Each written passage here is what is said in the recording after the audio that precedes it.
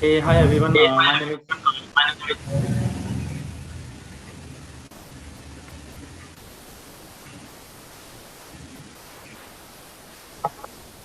Sagnik. Could you please mute yourself? I'm hearing my own echo. Yeah, thank you so much. So, hi everyone. My name is Praveen Kumar. I'm the founder of towardsmachinelearning.org. Today we have Sagnik with us. He'll be walking us through end-to-end ML pipeline implementation. He'll show you how you can really implement CI/CD ML pipeline in the Azure cloud. So, without further ado, maybe I'll hand it over to Sagnik directly. Sagnik, you can take it forward from here. I'm sure many of you must have attended his last live session also. Sagnik, over to you. Yeah, thank you so much, sir. Glad to be back with one of the most intriguing topics in data science in the current world, actually. Thank you for having me. I hope I'm audible. If just one of you can just confirm that from our participants. Yes, sir, audible. Oh, superb. Thank you so much. Okay, so before we start off, I would request everybody to just go on this link. We have our post up on LinkedIn. If you could just go on this link, I'm sharing it one more time for those who joined late. Please comment joined on this post to mark your attendance.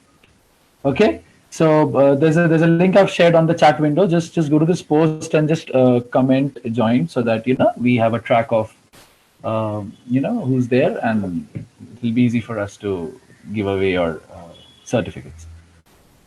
Anyway, so coming back to the topic, last time we discussed briefly about MLOps. We did the theoretical understanding of what MLOps is, what it is as a concept, as a holistic approach. How can we implement it in a project? What is it all about? So before I dig deep into the CI/CD pipeline implementation, I would first like to walk you through the same. So let's just get going. I would request one of you to just comment, or no, not comment. Sorry, actually come on the microphone and just confirm that you can see my screen. I'm presenting the poster at the moment. Can you please just confirm that? One of you? Yes, we can. Superb. Thank you so much. All right, so let's do a quick recap of what we had done last time. So we had understood what MLOps actually is. We had discussed why we need MLOps, and to know why we need MLOps, we had actually discussed what challenges a machine learning lifecycle or a machine learning end-to-end lifecycle faces, which is why there was this need of something, like an MLOps, a theory like this. So what was the purpose behind it? So let's just do a quick recap. So I remember mentioning about this one paper which was published in 2015, wherein the author spoke about how in production machine learning models can really behave in a weird way, and as a result the performance of the entire model, and therefore all the other things which are associated with the machine learning algorithm, can face the consequences, right? Now, this may sound like a very generic term. So let me go back to the concept of model failure. Like, why would a model fail, or what is the need of considering that a model which has already been trained, why do I need to even bother about its failure? So there were different topics that we had discussed, like data drift, in brief, of course, why we need to monitor a model, and how that can be done using MLOps as a concept. We'll do that today in detail. Basically, what MLOps is that it is a combination of DevOps and machine learning. Okay, DevOps precisely is something that you do in these software engineering firms, wherein there are certain applications which are already there in production. They are continuously tested, they are continuously evaluated, and then various experiments are conducted, based on which you get some results, and then you like improve your model. So the best example that I remember giving clearly in the last live session was, every day you wake up in the morning. I said this last time, I'll say this again. Every time you wake up in the morning, the first notification you get when you turn your data on is so and so updates, new updates have been found, or so and so updates are pending. For those who use Android, I'm pretty sure, because I get that every day, that these are the new updates which are pending. So what is this update actually? You were already using WhatsApp, you were already using Microsoft Teams. What is the need of this update? It's precisely because A, there is some bug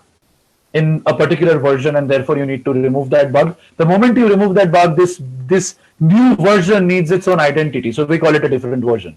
So that's how a new update has come in. Or some other, I don't think WhatsApp has too many competitors in today's world, but say Alicious or a Fresh to Home, or these delivery apps. So they are like the application, the software application that they provide to us as customers. There could be something, that the new feature that Alicious has come up with, and now Fresh to Home needs to incorporate that and something more. So this competition keeps growing, and as a result of it, there could be some changes that you need to bring about in the application. Then there could be change in behavior of the user. Okay, that could lead to some implementations that you need to do.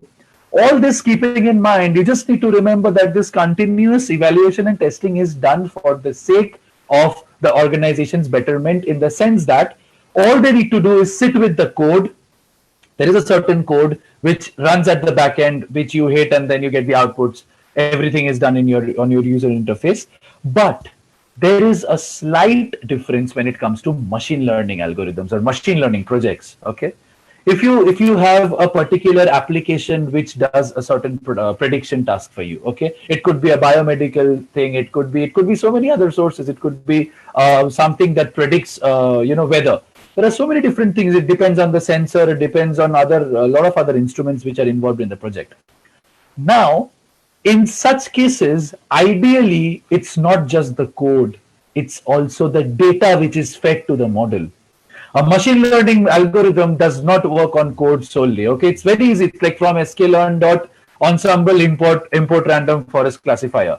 RCF is equal to random forest classifier. You open brackets, you put some parameters. That's all that it's needed. Okay, then you fit it, and then you make predictions. The coding part is not complicated. It's the data on which you train it. It's the data which it predicts. So data plays a huge role, and that's where you need DevOps principles, but you need to incorporate them with machine learning. And that is exactly what MLOps is. MLOps is a combination of DevOps and machine learning concepts. Okay, this was the basic introduction of what MLOps is. What it lets you do is it lets you automate a lot of processes. It lets you, do all of this, all the training and everything. You just have it scripted. Everything will be done by MLOps, and continuously it will be done. It will be done continuously. Whenever you set it in production, you just need to like few clicks of a button, and that's it. Like today, like the coding, whatever I show you, when I show it to you, you'll get to see. It's just a matter of few clicks, and that's it. That's how amazing this concept is. Okay. So moving ahead to today's concept. Now, this is the prerequisite that I wanted you guys to know before we started off with today's session. So let us get to know the principles of MLOps. Now, this is something which I purposely did not discuss last time, because the principles is exactly that link it up with the live implementation that we'll see today. So Azure is the platform that we used last time to just show the deployment of a model in production. Today, I'll actually show you the CI/CD pipeline, but what How is it linked with the principles of MLOps? Please remember, MLOps is a concept. MLOps is basically a series of events which form together, come together and form a concept. Okay, how we do it, what platform we use, can be any cloud platform. We'll be showing it using Azure today. Okay, let's get to know the principles. The first principle, automation. It will allow you to automate the entire end-to-end process. You'll have the scripts written, everything will be written from your end. It could be in your local system, it could be in your GitHub repository, it could be in Azure repository. There are so many different ways you can connect it.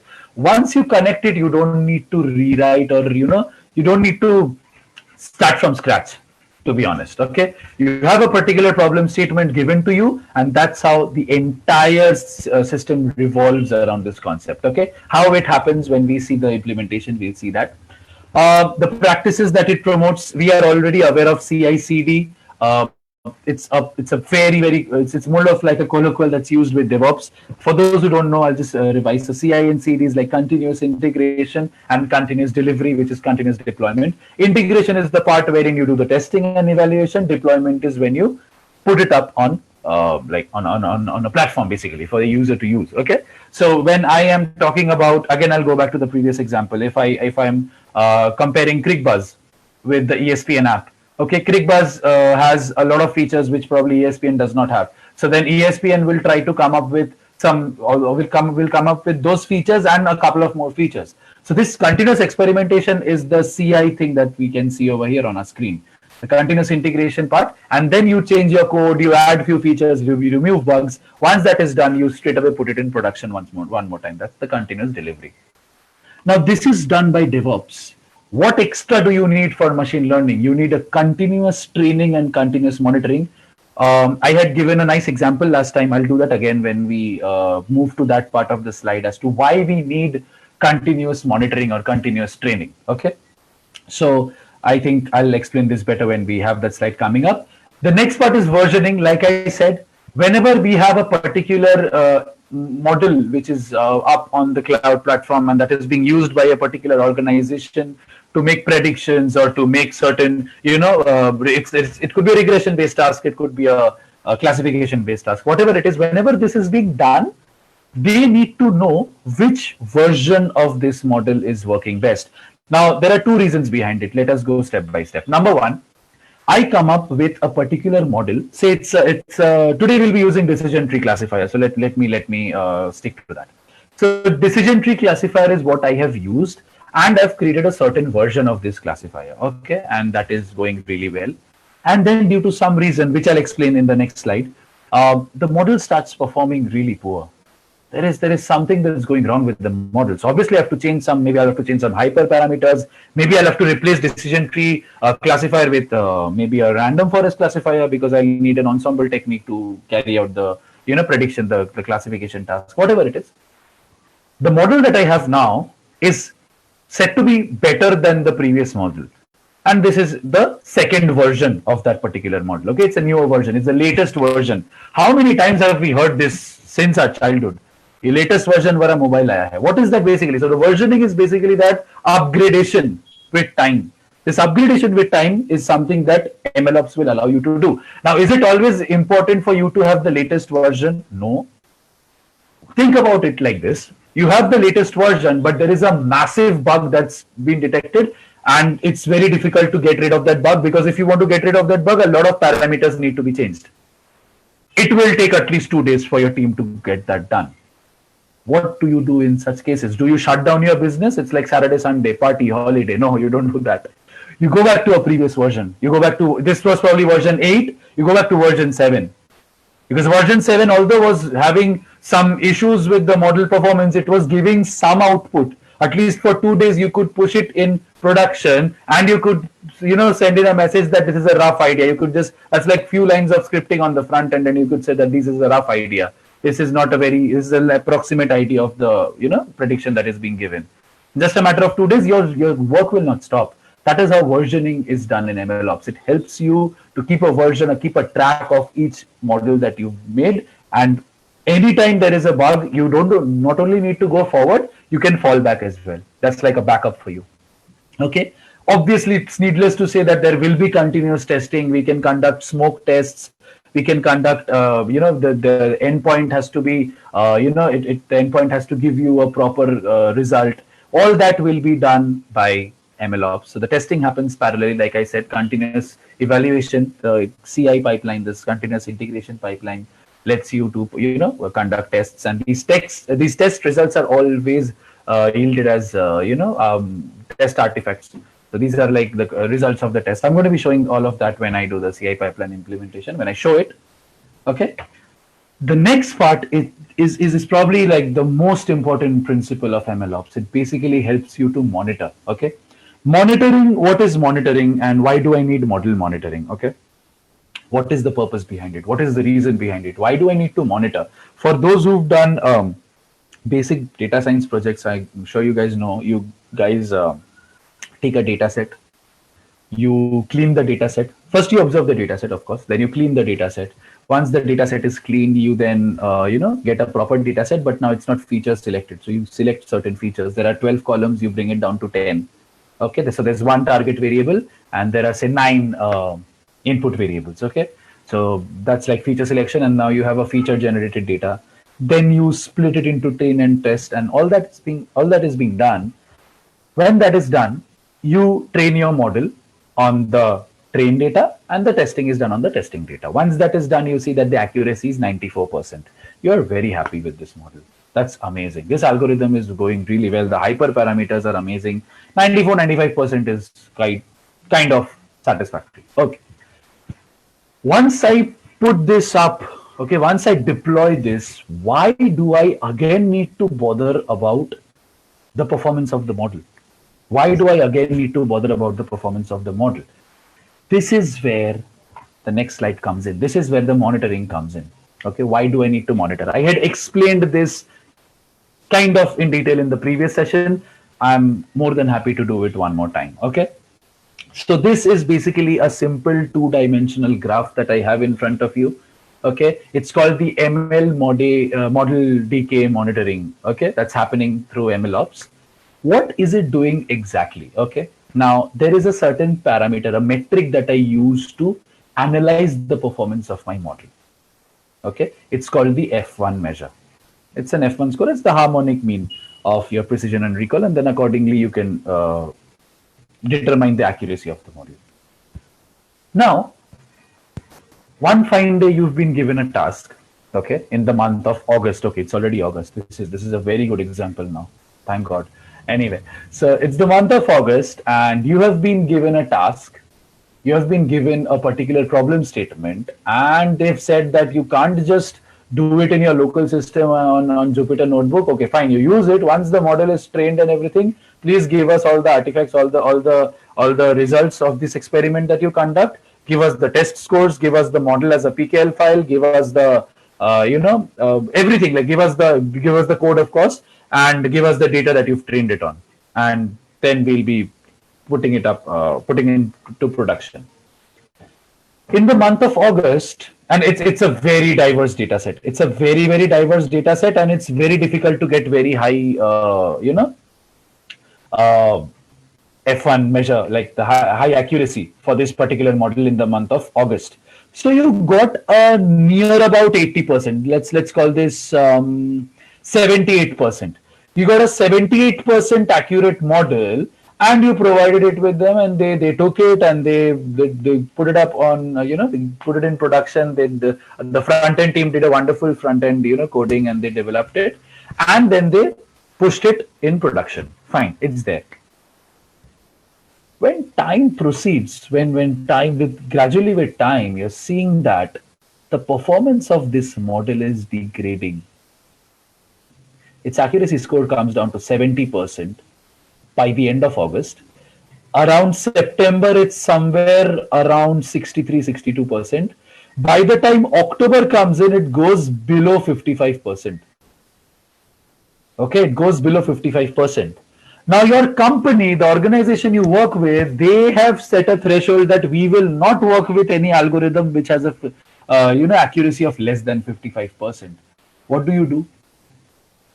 MLOps allows you to again work with this model, okay, and create a new version of this model in October. Okay, pardon. You already had the first version. You did not have the first version. You had the fundamental model. When you put it in production, you're seeing that gradually the performance is deteriorating with time. And then the threshold of 55% has been hit. You can't go below that. So in October, you work with it again and you create the V1. This was the version V. Let's call this V1. Okay, or let's say this was V0. This new version is V1, and this new version model straight away hits 96%. In October, in August, the model which could not even touch 80% has now gone to 96%. That's something, that's kind of a miracle. How did that happen?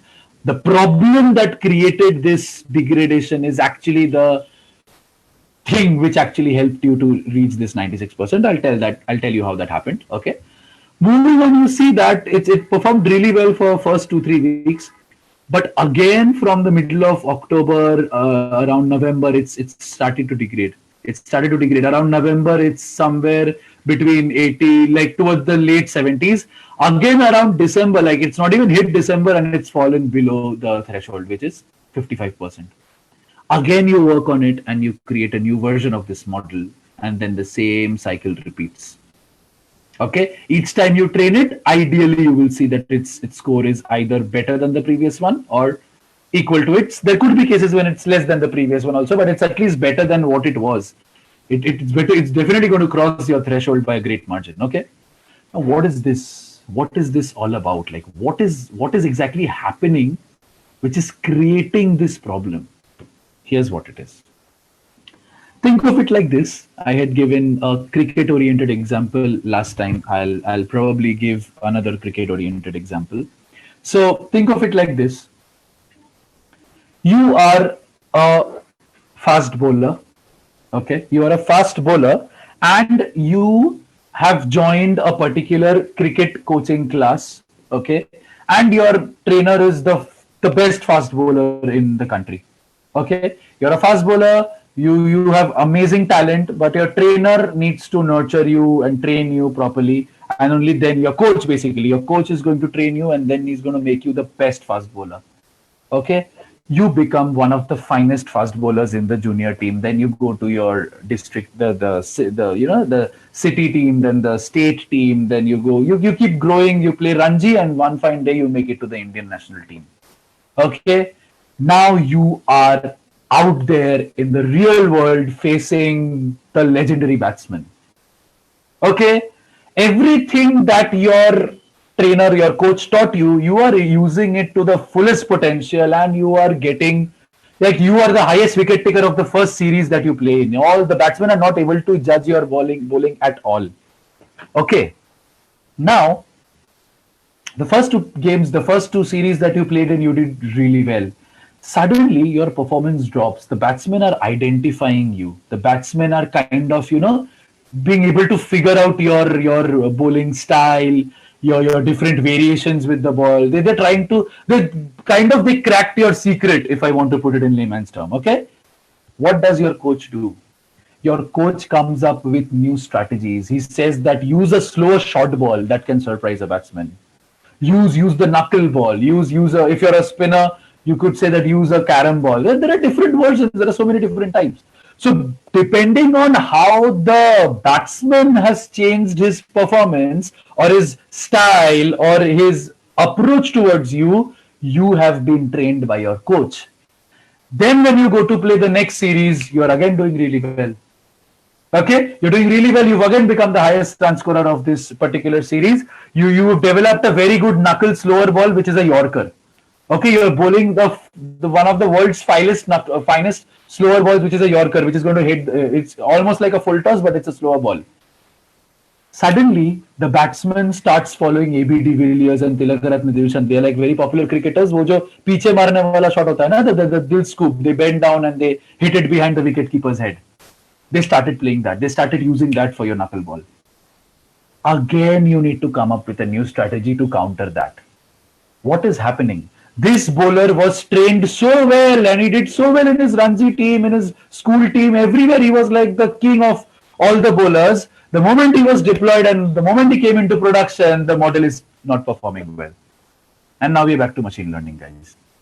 This is how the data change is actually going to change the requirements of the model. Now let me relate it with data.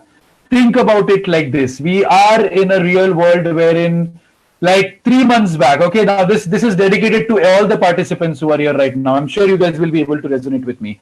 3 months back, when you would click on the YouTube app on your mobile, which were the recommendations which that would pop up? Compare it with today. Like after this live session, just go to YouTube, click on YouTube and see, look at the recommendations. It's never going to be the same. Every week, something new has come up, some new topic. Somebody who used to watch a lot of cricket videos after the Euros got over started watching a lot of football videos.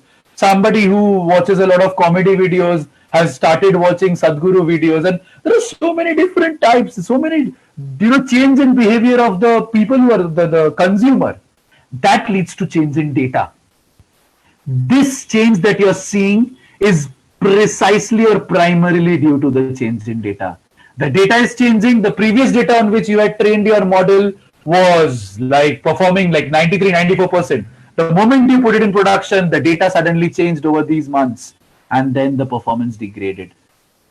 Again, it was trained on the new data, and based on the new data, it got a much better score. Again, when it was deployed, the performance dropped. So this continuously happens.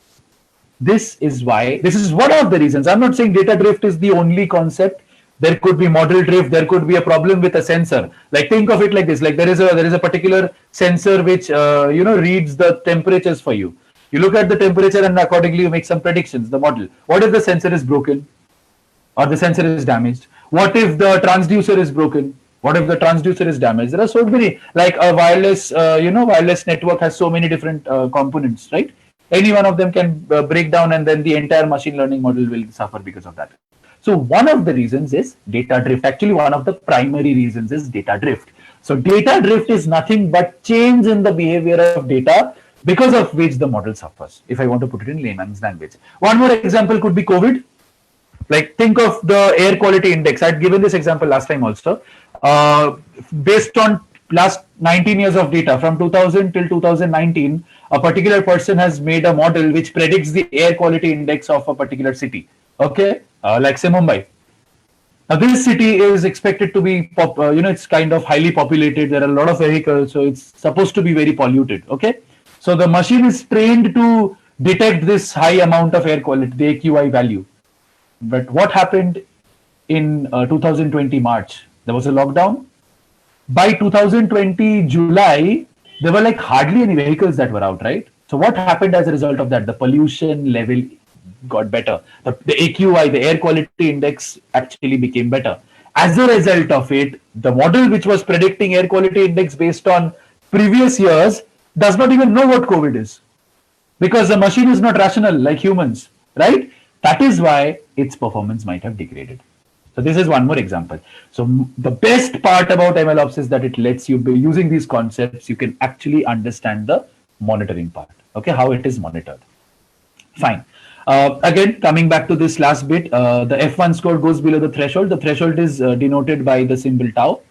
And then, sort of the moment it goes below tau, you have to retrain it and then push it back into production. So that is the CT and CM that we saw here. If you come back to the previous slide, you can see continuous training and continuous monitoring is happening, right? Because the previous model will be there. Like I said, versioning lets you to keep the previous model, but the new model is required because you need to redeploy it based on the new change in data or some problem that may have arisen in the source that is there. Okay, and the same is done using monitoring. Fine. Now that the principles are out of the way, what is the structure that we'll be learning about today?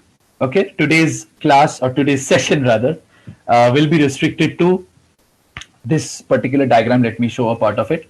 So everything that you see in this, everything that you see in this hexagon is the CI pipeline. Everything that you see in this, in this shape, it's going to be your CD pipeline, and this parallelogram is going to be the CT and CM that we've seen in the previous slides. Okay, this is your CI part, this is your CD part, and this is your continuous training and monitoring. Okay, we'll be completely showing the CI pipeline, and we'll show the model deployment part in the continuous deployment pipeline. Okay, let's go deep into it. Okay, what is the first thing that you'll do? Fine. I have come up with a problem statement. Okay, the problem statement is that I am a company that works with, let's say, a manufacturing company for automobiles. Okay, I'm an open source automobile manufacturing company. I have tie-ups with all the leading companies. Like it could be a Mercedes, it could be Audi, it could be Bavarian Motorworks, it could be like the different companies that I'm tied up with. I want to build a model which will give me a prediction of the amount of material needed for the silencer or for the exhaust pipes, all the exhaust, the gaseous exhaust that comes out of all the vehicles. I need a rough estimate of what quantity of material I'll be needing to manufacture those pipes. Okay, now I do the manufacturing of these pipes. Okay, this is what my work is. I am tied up with all these leading companies.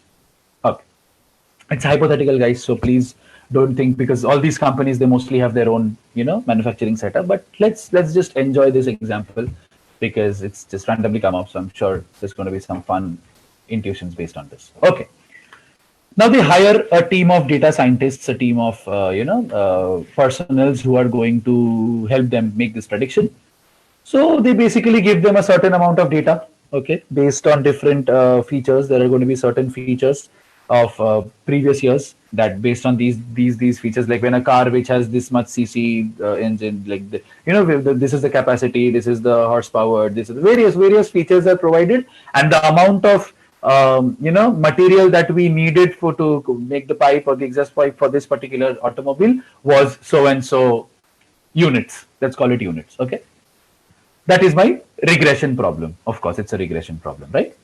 Now, as a data scientist, I'll obviously do some experimentation on my Jupyter notebook. I'll do some analysis. I'll do this and that. I'll just do some exploratory data analysis. I'll do feature selection and everything. Once that is done, I'll see that there are 6 to 7 features which are sort of showing the target variable, showing path to the target variable as to how it should behave. Once that is done, I push a set of files to my GitHub repository or directly to my Azure repository. There are different ways of doing it. Okay. Once that is done, I have to link it with my platform, the platform on which I wish to implement this CI/CD automation pipeline. Now, because we are showing that on Azure tonight, I will be referring to the term Azure a lot, but you can do it on Google Cloud Platform. You can do it on AWS as well. But today we will be doing it on Azure because it is one of the finest that we have. Okay. So CI/CD pipeline on Azure, this is what I have to, this is what is expected of me. So what I'll do is, I'll do the code, I'll write the code, all the experimentation will be done, I'll frame the entire model, everything will be done. Okay. Then I just link my code with my GitHub repository or my Azure repository, and I link it with my Azure account. Okay, my Azure portal basically. I'm starting a new project. I'll be showing that how that's done. Okay. The moment I do that, the next thing that comes up is the data. Okay. Now, data management is very, very important, guys. It could be like, I'll give you a very raw example for those who are absolute beginners in data science. There is a CSV file. The CSV file is there on my system. It's there on my local directory. I can directly push the CSV file. It could be a part of this repository itself. And this CSV file will be pushed into my the blob storage that I'm going to be showing you, the blob storage of Azure. Sorry, yeah. So the blob storage is there, and there I can push my data. It could be a CSV file. I could fetch it from using my MySQL. There are so many different ways. But as of now, let's keep it simple. We are pushing it on Azure's blob storage, wherein all the data and all the artifacts can be stored. Okay, that's there. Fine. Now, this data will change with time. I've just discussed that. I've spent like 10 minutes in discussing how data can change rapidly, okay? Or maybe slowly, doesn't matter. It will change for sure. When that is happening, I need to have the newly formed data as well, right? So the newly formed data that I have will be version 2 of the data. Again, the data changes after some time. There's going to be version 3. So you can either have different versions of the data, or you could feed in real-time data continuously and then the real-time data is going to, your model will be trained on that real-time data, and then the outputs will be shown on the metrics, as we are going to see later. Okay, so this is going to be the data management part. The next part is model building. Now you've already written some script over here, but you need to build the model. You need to train your data set. There has to be training done. The training has to be, now when the training is done, there are some scores which are generated. The testing will be done after train test split. These test scores that I get, the test scores that I get, they need to be provided, right? I need to see like what is the performance of my model. Okay, I'm using a I could use an SVM, I could use a linear regression. There were so many different algorithms that I have. Which one is performing best for this particular task? So the different metrics, the different performance metrics of these models are compared. Everything is there for you to see, and that is done during this model building process, wherein you're training your model precisely. Okay. Once that is done, you come up to the model management part. What is the model management part? You could say that model management and model profiling are closely related. Okay. Now think of it like a business, like this. Like there's a business which needs one or two models only. Like it is precisely a business which needs just one or two machine learning projects or one or two machine learning concepts to run or concepts to be implemented for its growth. So for that, what do? We basically have one or two models which do not need that much of discrepancy or that much of distinction, not discrepancy, that much of distinction. They're running independently, and you just need to monitor their performance and manage their behavior. That's it. That's all you need to do. What if you have a lot of models, you have different algorithms? What if you want to change something? What if there are different requirements for different models? And what do you do for that? For that, you use the concept of model profiling, wherein you can register the model. The requirements are there. There are different memory requirements. There are, the profiling of the entire model is done. Okay. So when I am a machine learning engineer working for this XYZ company, and they've asked me to determine that how much material will I require to manufacture any exhaust pipe or any pipe which releases the gases which is generated as a result of the combustion process that takes place. Okay, well, how do I basically predict that? When I do that, I use a number of models. I use different hyperparameters for them. All the profiling, that which one performed best, all that profiling, the registry. Okay, it's like a document which has details about these models. They are going to be registered, and everything is going to be stored in a very decent way. Okay, in under a particular segment, I'm going to be showing that we have a different workspace for this, and that's how it's going to be generated. All the details are going to be mentioned there, so I'm going to be showing that as well. This entire chain, right? You start with the management of the code, you build the repository, and when I actually show the CI pipeline implementation, I'll walk you through this. Okay, so please remember these steps. We have code management, data, the model building, model management, and model profiling happen hand in hand. Okay. Once this is done, my CI pipeline is established. That's kind of interesting. Now I come to the CD pipeline. Okay. What is the CD pipeline? I have a model which is working really well, and I'm kind of satisfied. It's given me a 98% accuracy. That's fantastic. This model will have its own pros and cons other than the accuracy. Okay, depending on the size of the data, depending on company policies, there could be so many things, right? So I will have a managing team. I will have a technical head who needs to approve my proposal. I have proposed to this person that, dear sir, this particular model, like say a random forest regressor, is performing really well for this task of yours, this prediction task of yours, and I'm sure it's going to do wonders for your company. Just check it out. He's going to just observe. There are going to be different, audits which are done on this model. He's going to refer to this profiling stage, wherein he observes like all the requirements, and if he sees that okay, all this is satisfied, then there will be a governance. He will be either approving it or disapproving it. Let's be positive and think that he's approved the model. The model has been approved. It can now go for the deployment part. Okay, this model can be pushed to deployment. Okay, it can be a real world entity, but I have to ensure that it is performing well with the real world data as well. Okay, the endpoint which is created here, That endpoint has to perform well. Now the model was it's not just from sklearn import random forest regressor. That's not all that we have. We have this model in the form of an endpoint now. That needs to be tested, and for that we have a smoke test. Okay, the smoke test can be conducted with just a couple of inputs. We just have to see the behavior of the model.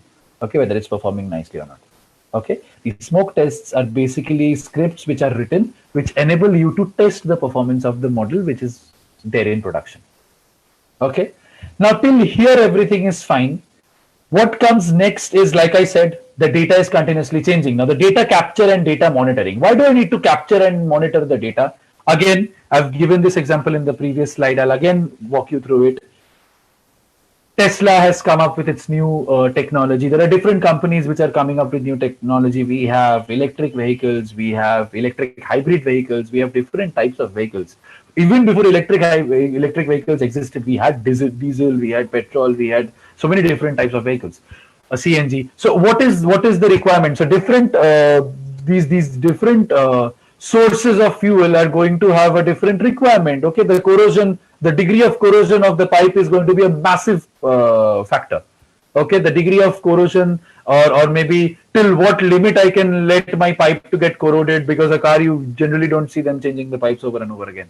So there has to be like immense power or ability of this particular mixture that I use to build the pipe. So there are so many different factors, and suddenly one fine day there's news on the newspaper that okay, blah blah blah have come up with an electric vehicle.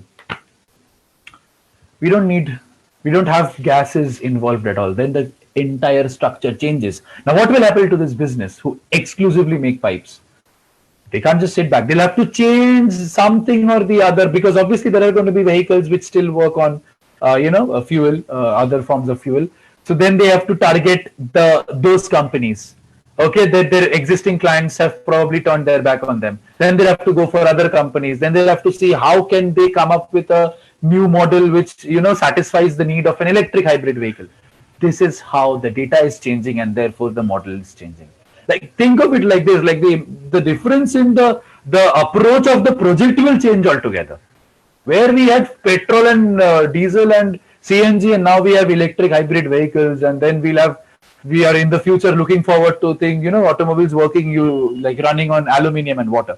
So the change is quite rapid, and therefore to manage that change you need to have a very efficient methodology, and that is what MLOps offers. Okay, the benefits will be, they're like mentioned already. The pipeline is going to be automated. Everything is like, it's kind of redundant. This is a recap slide. You could say that the benefits that you get from this is that everything is right there in front of you. The metrics, the different artifacts of production, and everything is right there in front of you for you to see. And then the execution is happening continuously in an automated way. Okay, so I think enough of theory has been discussed. It's not fun unless you actually see it happening. Okay, so I will be quickly switching screens. Can one of you just confirm if my just a minute, sorry. Yeah, I'm now sharing my browser. So can one of you just confirm that, please?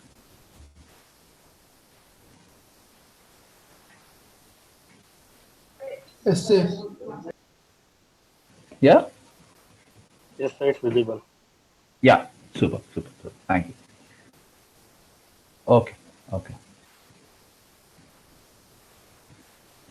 Okay, so I got some question that why is the performance degrading, or why is there the drift? I hope I've made that clear. Before I proceed with the implementation, I would like to ask this, like, can you please tell me if you've understood?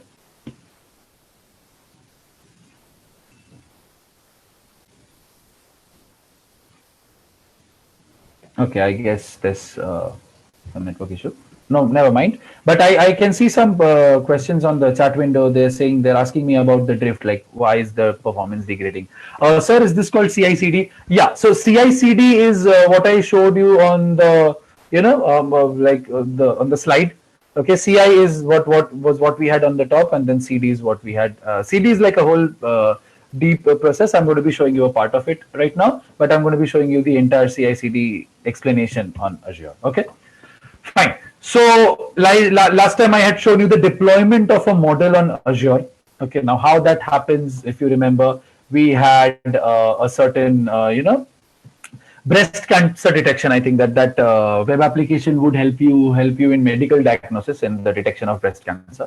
So we had something like that. Now, ideally, your Azure home, if you haven't not worked on Azure, if you're a newbie, will not have this part. This recent resources that you have is more like a log, your activity log, like what you've recently opened and seen. So this will not be there with you.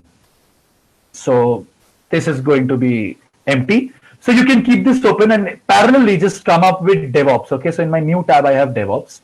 So this is my Azure DevOps, as you can see over here. This is Azure DevOps that I have over here. And this Azure DevOps portal is also going to be empty for you guys because you're going to be starting fresh. Okay. Now, I already have created the project, but before I actually show how, like what the steps are, I would like to show how we proceed with it. So what we do is we create a new project. Okay. Because I already have something, this create new project doesn't turn up automatically. If you open DevOps, Azure DevOps, it will straight away come up. Let's come up with a project name. Let's say MLOps demo. You can keep a description like live session demo. Okay. And it's going to be a private project. Let's create this project. Okay. The new project is being created. The moment this new project is created, you are redirected to the page of the project. And this is the overview of the project. Okay, the overview of the project has the name of the project and some different components like, what you need to add to it. So that will happen later on. The first thing that you need to do is establish an authorization connection. Every time you have different tasks. Now the CI pipeline, the continuous integration pipeline, let's forget CD for some time. Let's stick to CI, guys. So in CI, which is continuous integration, what we are doing or what we're trying to do is that we are trying to run a certain set of steps and that yield a particular pipeline which is up and running. Then that pipeline yields a model which is an ML algorithm. Okay, that model can be deployed. So the CD happens later. The CI pipeline is very important here. Okay, so what are the different steps which are going to be involved in that entire CI pipeline? So the first and foremost thing that you do is that to establish those jobs, there are going to be, we call these jobs, okay, there are going to be parallel jobs which are going to be running. To allow that to happen, you need to establish a new service connection. So what you need to do is go to this project settings. Okay, at the bottom left, I'm hovering my mouse. I hope you can see that. So you go to project settings. And here you can see all the project details are there. It's your name, your description, everything is there. The administrator, the name of the organization you're a part of and everything, your login credentials. I mean, your ID basically, not your password. Don't worry. So you can delete the project as well, but don't do that. That will be harsh. So coming to the next part, we have the service connection point here. Okay, we are establishing a pipeline. We can create a new service connection. This service connection, okay, we'll just call it a create new service connection. We'll use the Azure Resource Manager. You could have also used Kubernetes, but I would recommend, since you're practicing hands-on for free subscriptions on Azure, it's recommended that you carry on with Azure Resource Manager. Kubernetes that sort of needs some payment that you need to do. So you selected the Resource Manager. You will go for the recommended service principal. Okay, this is going to authenticate all the steps that are going to be involved in your CI pipeline. You click on next. There are going to be, it's going to take some time. You're going to be having this page pop up wherein you need to provide your details, your email ID and your sign in and everything details will be given. Once that is done, you can create a service connection of a certain name. Let's call it service connection. And the moment you do it, you click on save, a new service connection is established. So I think I'll keep both the projects in parallel. I'll keep my actual project. Now, this is the one which I'm creating on the other page. This is the one which I already have. So let me enter this. See, this is also how it looks like. On project settings, if I go to service connections, when you click on save over here, when you create, create the service connection, you'll see a service connection like this. Okay, now I can separately create another service connection, but I don't need to do that because I already have one running. I've called it the test service. And the steps involved are exactly what I showed you earlier. Okay, now my service connection is established. Let's assume it's established. Let's go back to my the main project, basically, my overview of the project. This is my overview of the project. Once this is done, I will now need to do code management. Please go back to, I'm not going to be showing it because let's test your memory power. Code management was the first thing mentioned on the block diagram. Okay, code management is what we start with. We've already written some code. Okay, I have my code on GitHub. Okay, this particular code is going to be incorporated with this. So I'll just go to repos over here. Okay, I can go to repos. And I need to create a new repository. There are different ways of doing it. I can either import it from GitHub, or I can have, push a direct repository from my local system into Azure. What I have done in my other project is I just imported this. So there is a link that is needed. So I'll just copy this link and I'll paste it there. If I paste it here, you see that I can import it. So then the importing will happen. You can see that the importing is taking place. Once the importing is done, this is how it's going to look like. Let me show you the repository, which I already have for my main file. So this is the repository. You can see that we have the CLI commands, we have data, we have deployment, different stages. Okay, some of it is also used for you to actually, use it in your hands-on project. Okay, it's really interesting, guys. I think you'll love it. Okay, we have the repository imported from our, for our demo as well. This is our demo. Okay. So please note that when I'm on the left-hand side tab, closer to this, the web browser sign, you remember that it's on the project that we are doing now, and this is the one which I've already done. Okay. So if you compare, just take a look over here. This needs you to set up a build like a CI pipeline, whereas this has been succeeded already. So this repo has been used in a successful CI pipeline. That's self-sufficient to understand. Okay, moving on, the repository has been established, a service connection is up and running. Now let's go to the pipeline. This is the most important part when we need to create a new pipeline. Whereas in my main project, if I go to pipeline, I already have a pipeline which is running, which is my MLOps Iris CI. Okay, this is just the CI pipeline. So I'll be creating the pipeline. How do I create a pipeline? I'm going to be giving some jobs. Now, where is my code? Where is my code? My code is in, I'll have to use the classic editor. Okay, if I click on the classic editor, I see that it allows me to choose from one of these. It could be GitHub, it could be Subversion, it could be, different sources from which I connect. I'll go for Azure repository because I already have it here. So my demo is there and I'll call it MLOps demo. Okay, my repository is MLOps demo. If I look at the repository, okay, it's asking me to finish the task and then leave. Okay, fine. So my MLOps demo is basically the repository that I have established over here. Then I'll click on continue and then it asks me to create an empty job. Okay. The moment I create an empty job, there is going to be this setup that comes in. Okay. This is your CI pipeline name. Okay. It's going to be called MLOps demo CI. There are going to be the sources. What are the sources? It's MLOps demo. All this is there. And now the agent is going to run. Now there are going to be certain tasks which I'm going to be, allotting to it, for which I'll be using CLI commands. Okay, I'm going to be using the CLI commands. It is also possible that you do the coding on Python and then you use Python commands to actually execute it. For this live session, I'll be showing you this, the CLI commands. Okay, how does that happen? If you observe, in our CLI commands, there are going to be some variables that we'll be referring to. Okay, but these variables are not defined on my Azure cloud platform. So what do I do for that? So before I start, defining the steps, I need to go to the library. Okay, it's asking me to check. Okay, yeah. So guys, it's a very good practice if you want to save it. So just save it at each step. Just select the default folder and click save. Every time it's like save and proceeding. I think this applies to everything that you do on your computer. Anytime there is a system error, you can always go back to the previous saved version. Okay. Now this agent job is there. I can change the name to the MLOps CI pipeline. Whatever I do, that's not a problem. Sorry for the typo. Okay, it could be MLOps CI pipeline. There could be different ways of naming it. Let's keep it as agent job as of now. Then I go to the library part. Okay, it's saved. I go to the library. And now I can add a group of variables which I am going to be referring from my CLI commands. Now, this group of variables, I won't show it to you over here. It's already there in my previously made model. You see that we have two different variable groups. One is for building, which is the CI pipeline. The other is for deploying, which is your CD pipeline. I'll come to the CI pipeline. Okay, this is my build. This is the variable group for building purpose. So when you have a new variable group established, you need to provide the name. And I always have a practice of, maintaining a description so that you always know what is happening. Okay. Now, these are the variables which we'll be using. Now, we have to have a target virtual machine, right? Everything that our, like the Anaconda environment was doing for our local system, there has to be a target virtual machine on Azure, which will do the same things for us.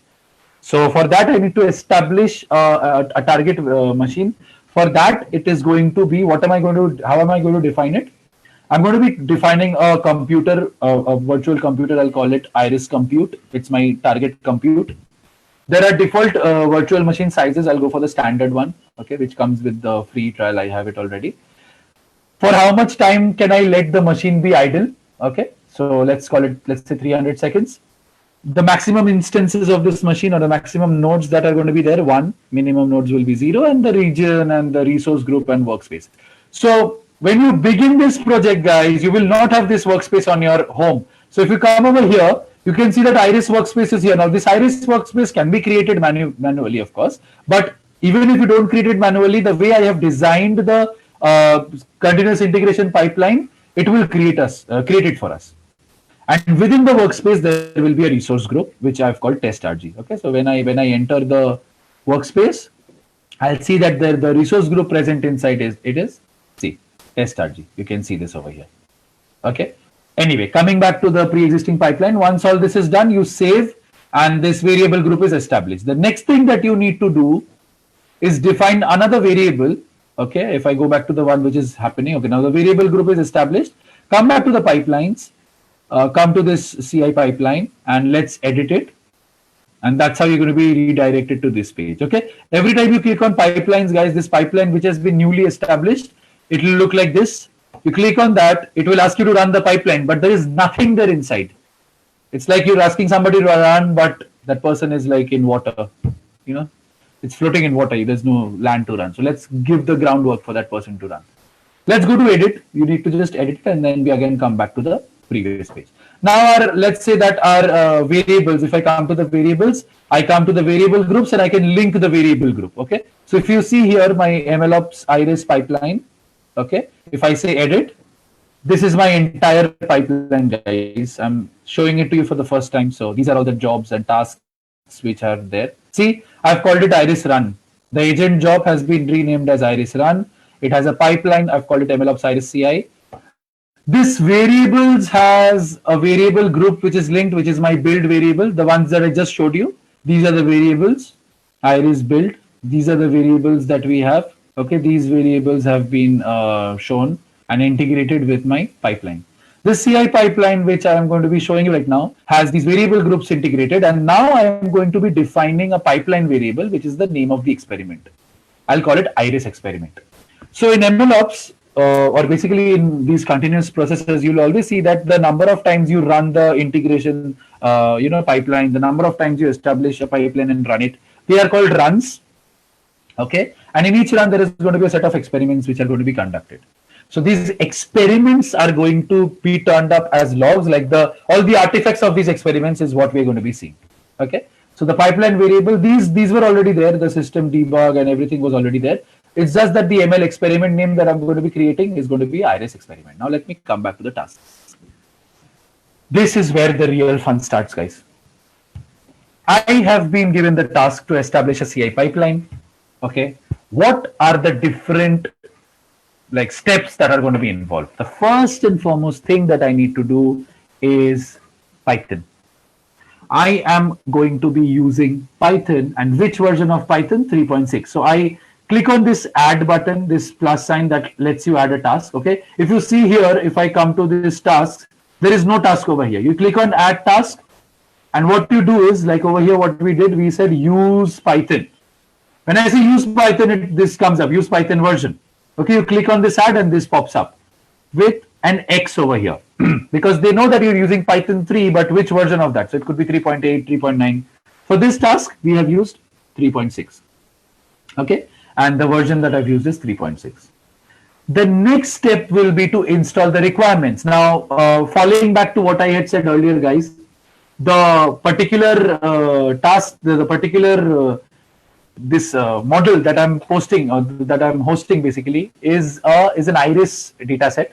Okay, I'm sure those who've worked with data science projects, you know what the Iris data set is. Basically, there are certain biological, morphological features which are there for a particular, a flower called Iris, and there are different species of that Iris. It's versicolor, setosa. There are different versions, and based on which species it is, the classification can be done. It's basically a classification task, and like I said earlier, we are using decision tree classifier for this. Okay.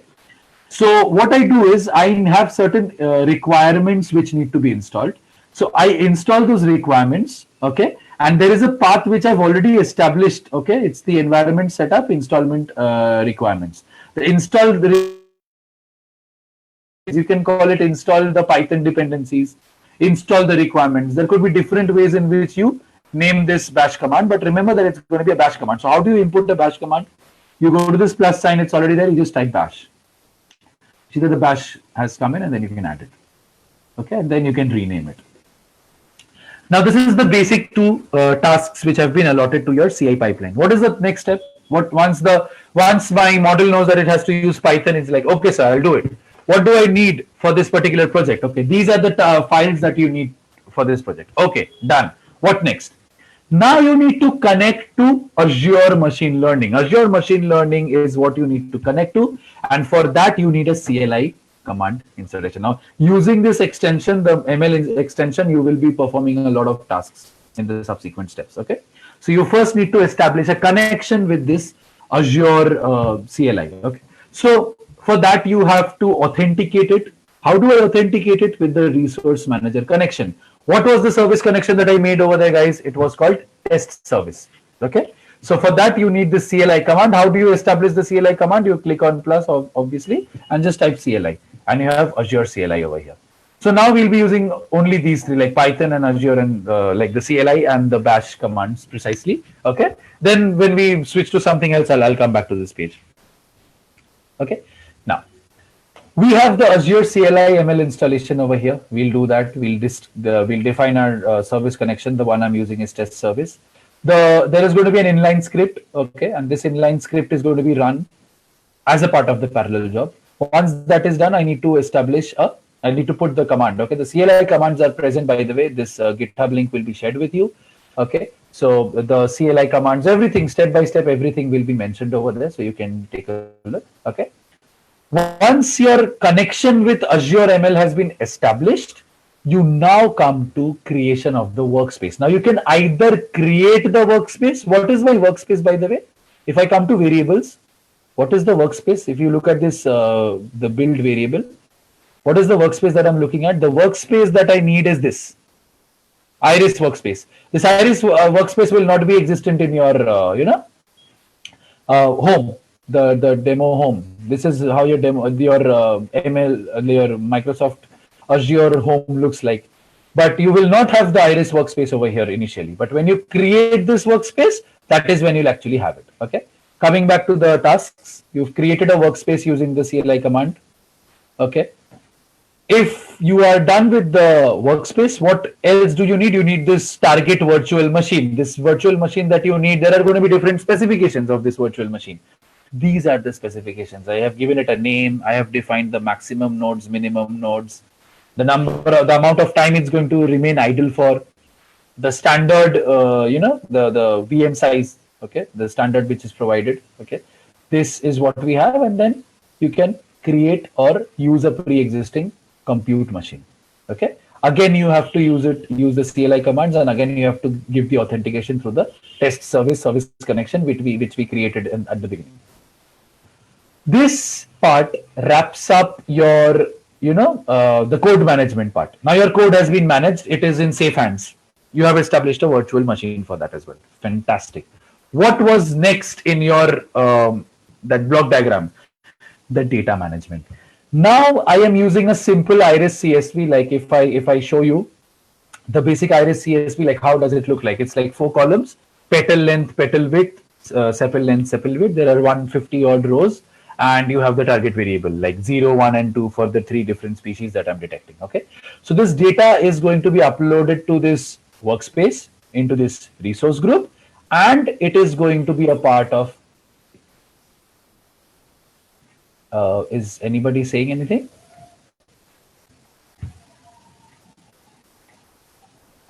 Okay. Yeah.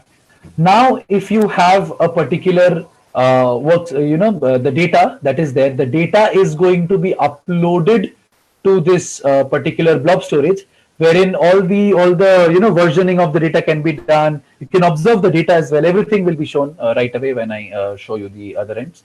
Okay. Now, when your model is trained, when your model is tested, there are going to be different scores which are generated. There are going to be different parameters which are generated, like how did the model perform, what are the different. There's going to be a lot of data which is going to be generated from the training of the model. That is going to be stored in a particular metadata and model folder, which has all the artifacts of the training process. For that, again, you'll be needing a bash command, and using this CLI command, you will be able to establish that folder. Okay, and everything, all the details of the model will be provided to you. Now, that's how the whole process. That's what the whole process depends on. So we'll be seeing that as well. This wraps up the data management part. Now comes the model training part. Okay, this is the model training. Again, I'll have to refer to a CLI command, which is going to be your iris training CLI command. This iris training command is going to be like, we'll be using this CLI command one more time. This CLI command is going to let you train your model on that particular data set. What we are using is a decision tree classifier, one more time for all of us. So this decision tree classifier is going to be trained on that iris data set. Whatever results and whatever artifacts we get as a result of that experiment are going to be published. Okay.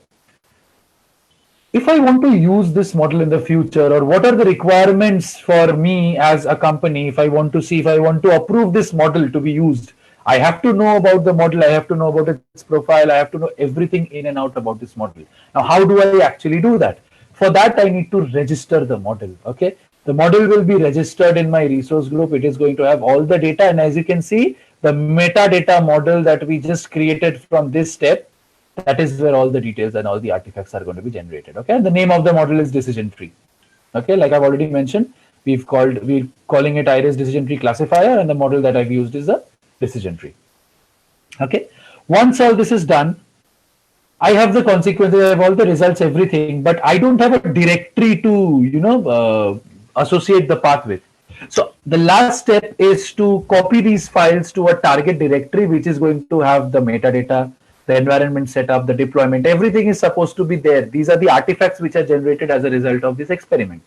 Okay, so that copying the files to that particular directory is the penultimate stage, you can say. And then the last stage of this CI pipeline is you have to publish these artifacts.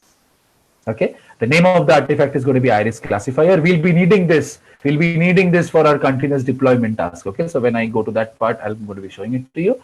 So these are all the steps which are included in your CI pipeline. A quick recap. You first tell your partner that, okay, I'm using Python as my language. Which version of Python? 3.6. Super. The next step is that, okay, you're using Python, but you are asking me to do a project for you, right? And you'll be like, yes, okay. So what do I need to do for that? So you'll be needing these things. What is the ammunition that you need to fight the war? You will be needing a sniper. You will be needing a knife. You'll be needing, there are so many different types of weapons that you can use. So these are the steps. These are the things that you'll be needing. So in requirements.txt, we know what that is. All the libraries and tools which are used in the project, they will be incorporated. Okay, so they will be installed, and now the virtual machine is prepared to fight the battle. You need to establish a connection with Azure ML. That will be done through the CLI commands. If you already have a workspace with the name that you've provided in your variable group, well and good. If not, you'll have to create one, and then you can use it. The same thing happens with your targeting compute. You have a target virtual machine. If you have a pre-existing virtual machine which still has some space left, you can maybe fit in one more pipeline with it, or maybe you have to. It's always a good practice to have independent stuff running, because the organizations have huge data set to work on, and therefore the performance of the model needs a lot of space and a lot of freedom to work with, if I want to put it in layman's language. Once the targeting, the virtual machine is established, you then come to the blob storage, wherein you are going to be uploading your data. You are going to be creating a particular folder wherein all the artifacts are stored. Okay. How do you generate these artifacts? These artifacts are generated from iris training. Okay, iris training basically from model training. Iris training, because we're working on the iris data set. Once this is done, we are training our model, the decision tree classifier, on this data set, and then we have some artifacts which are generated. We also have some details about the model which we'll be registering. Okay, and all these details are going to be copied to a particular directory, and then they're going to be published. As simple as that. Now, please remember that this is the CI pipeline that I have integrated for this project. A different project, like a biomedical research project, will have certain different. You would expect them to use, like, if the coding is done in Python and if you have some requirements, I think the first 3 steps will be the same. You may need the 4th step, 5th step as well. The upload data can happen through this iris CSV, or it can happen through a different, database. So I'm assuming that the first few steps are going to be same. The training is going to be different. There could be some more steps involved. There could be lesser steps involved. We don't know. But these are like the fundamental steps that you need to follow. Okay. This wraps up your training, the CI pipeline. Now, when I come to my pipeline, when I click on this pipeline, just compare this. Assuming that all these, specifications or the tasks have been provided, you are going to be saving each time you add a task. There's a lot of typing that you need to do. So each time you're adding something, just save it and keep proceeding. Now you come to pipelines, and just see this, that there is a round circle, there's an empty circle next to it, whereas this has a green tick, which means that this has been run successfully. This has never been run. No runs yet. It's mentioned over here. The last run over here has been mentioned. So when you click on this pipeline, let us click on both these pipelines. You see this page. This has all the logs of the previous runs, whereas there has been no run over here. I can click on run pipeline. So what I'll do is I'll click on run pipeline. And there are going to be different specifications. I'm going to be using Azure pipelines as the agent pool. What is the specification? I'm working on Ubuntu.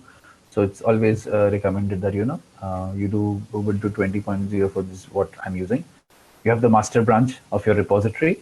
You just click on run and you'll see that this starts running. The moment you click on run, you're going to be redirected to this page. The moment you click on run, this is where you're going to be redirected to.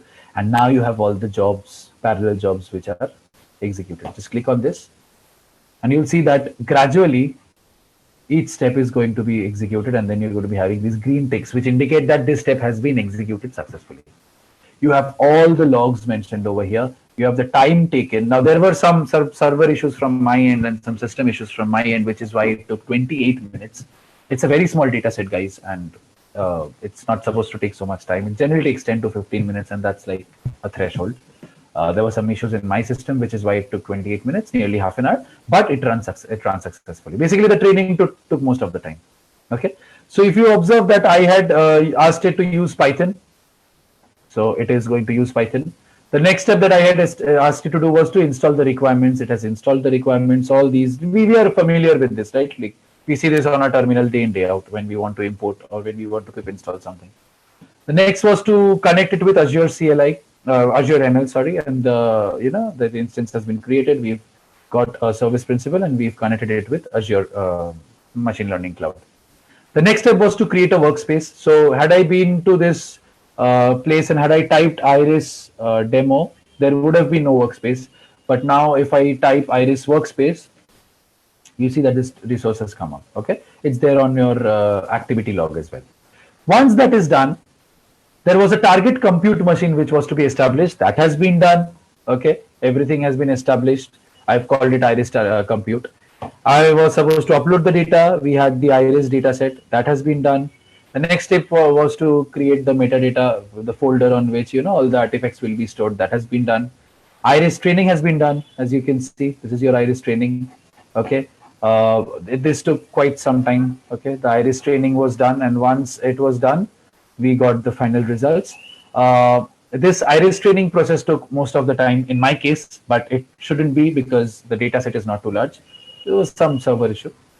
Next step was to register the model. Okay, whatever model you've got, you're supposed to register the model. And once the model has been registered, you need to copy the files to a particular directory and then publish the artifacts. Once all of this is done, you will see that this is the registering the model. The model has been registered. We have used it in iris experiment. Okay, the model is named decision tree classifier. All these factors have been mentioned over here. Once all of this is done, you will need to publish the artifacts.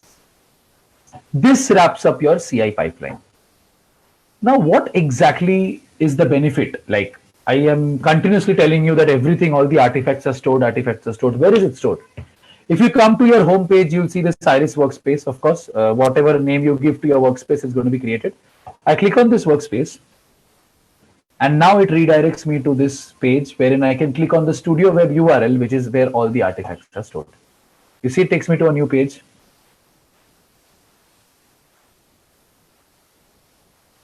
Okay. Now this is where this run of the experiment has been shown. It says that it's completed and it gives you the date, the time, and everything has been mentioned. All the details of this experiment are going to be mentioned here. You can go to the experiments. You can see there is a whole log that's mentioned over here. You can just go to experiment and you can see all the factors here. See, one entire run has been completed. This is the experiment that I have. If I enter the experiment, just I'll get to know the artifacts of that run.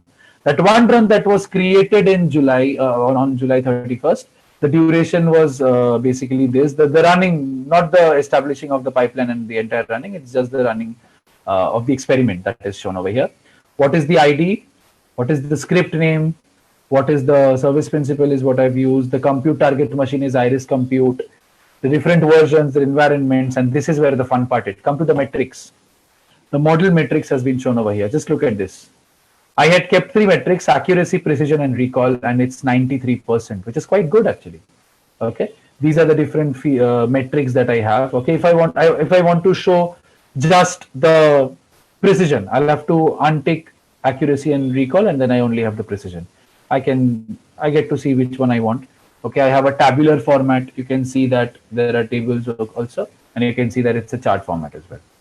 I can download images now. When this experiment was conducted, we had the confusion matrix, okay, for the number of correct predictions that was made by our model. Okay, confusion matrix will look like this. There is some, the resolution is different, so that is why you won't be able to see the number. It's a very finite number. It's shown in a white dot. It's so large. So this is how the confusion matrix exists. You can always download it. Okay. Come to the child runs. There are no unique child runs to show that this is where the output is. See, everything has been mentioned over here. See, this is your df.head. It's like a log of the entire output. It shows your accuracy, which is 93%. It shows your df.head, which we do on our notebook, right? It shows you the first 5 rows, sepal length, sepal width, everything is mentioned over here. And then you can see all the logs over here. This is about the experiment. What about the model? We haven't spoken about the model. This model has been created. Let's go to the model. Okay. As you can see, the name of the model is Iris, and we have already established the model, which is your decision tree. Let's go to the model and see what we have. This model has been registered. This model has, what is the experiment on which this model was conducted? Everything has been mentioned over here. You will have the different versions of the model. This is the first version. So if you go back to the slide that I showed you, this is V1, which I have established in July. I'm expecting this to degrade with time, and then I have to come up with a V2, V3, V4, and that will happen with time, which is why it is important to have the date created on. Very important. Okay, the tag, what model is this? Everything is very, very important. It's right there in front of you. Okay, so these are some of the features. You can have the data. You can take a look at the data set. This is your Iris data set. Okay, like I said, it's a CSV file. It's a plain and simple CSV file. It's your Iris data set. You can also let me just go back by one step.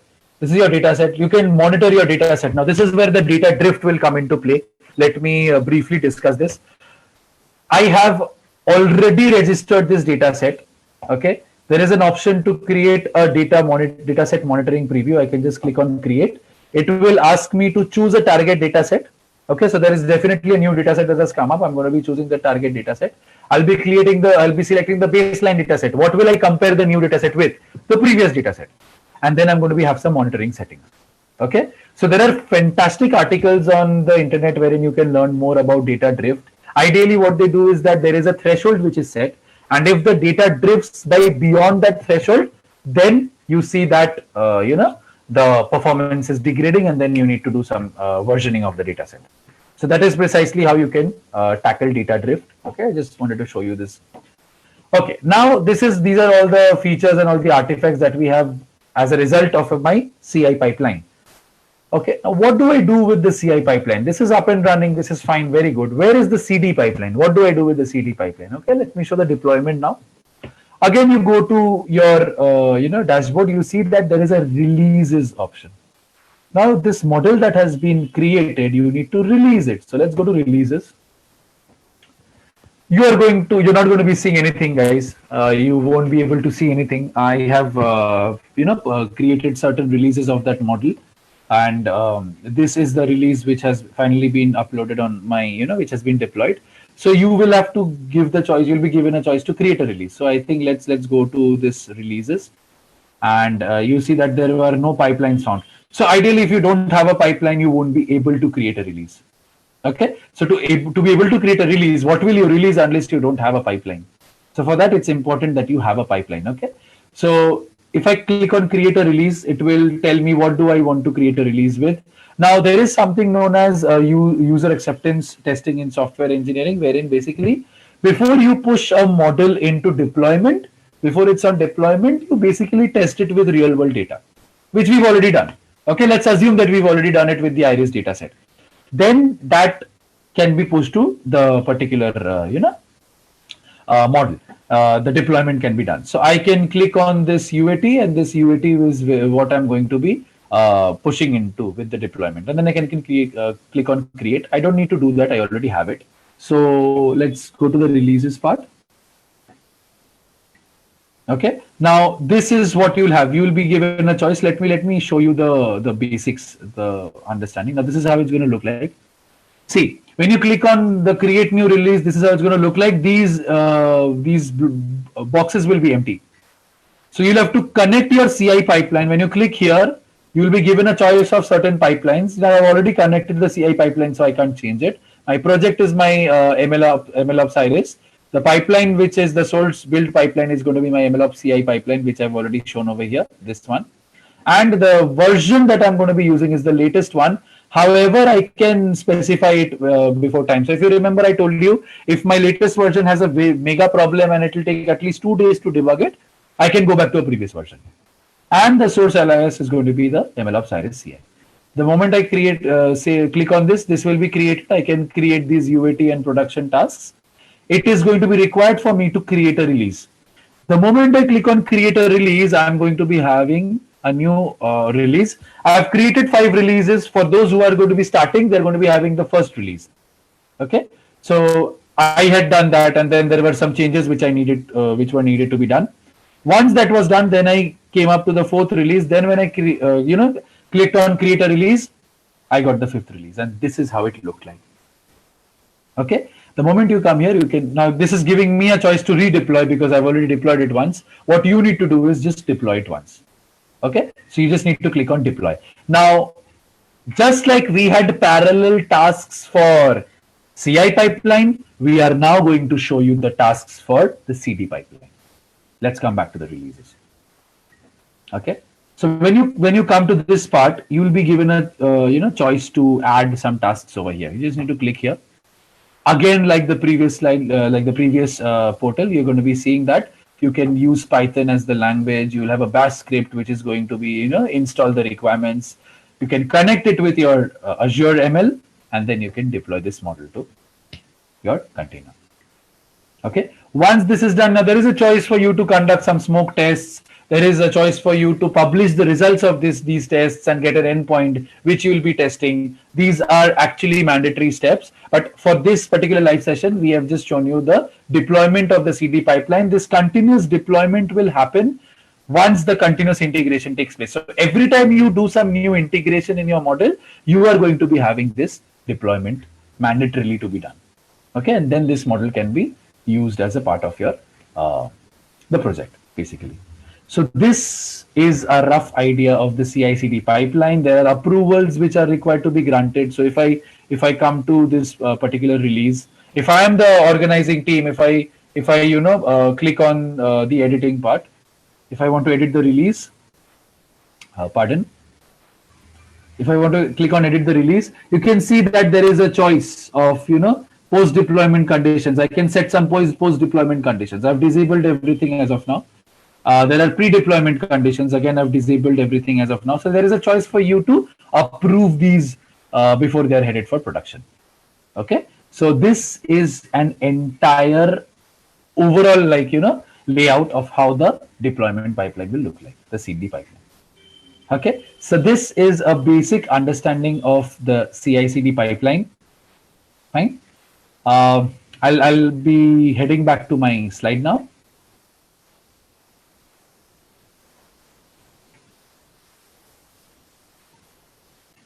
Okay.